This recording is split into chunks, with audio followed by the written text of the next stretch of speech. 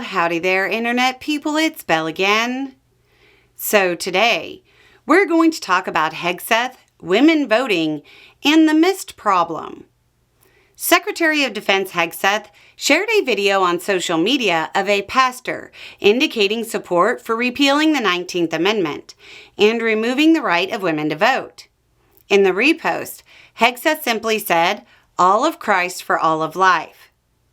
That sparked a small amount of controversy, but that was mostly contained by the reality that repealing the 19th Amendment is far-fetched, to say the least. Again, changing the Constitution is actually really hard. Beyond that, those who want the 19th Amendment repealed don't seem to understand that the Constitution establishes a lot of minimum rules, things that must be done, as well as maximum rules, things that can't be done. The 19th Amendment is a minimum rule.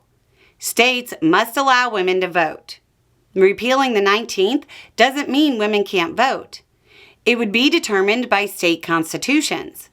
The list of states with constitutional protections for women is pretty lengthy and includes a lot of ruby red states. So, in an administration plagued by scandal and controversy, a social media post from Hegseth didn't get much play. Epstein, LA, now DC, the CDC, BLS, NOAA, NWS, NASA, all of these things overrode it. But let's get to the heart of the discussion. The reasoning behind not allowing women to vote is the idea that our tiny little lady brains just can't make decisions. The fact that large segments of the Republican Party view women as second class has become so obvious, even Marjorie Taylor Greene caught on and said, quote, "I think there's other women in our party that are really sick and tired of the way men treat Republican women." So, this isn't a new idea from Republicans, and repealing the 19th is a long shot. You might want me to give you a reason to care today. I'll give you 225,119 reasons. That's the number of active duty women in the military in the last solid military demographic report, which came out in 2024. 47,119 of those are officers. This isn't about the feelings of those service members. Sure, it's a morale-degrading situation, but let's be honest. If they were that easily upset, they wouldn't have joined the military.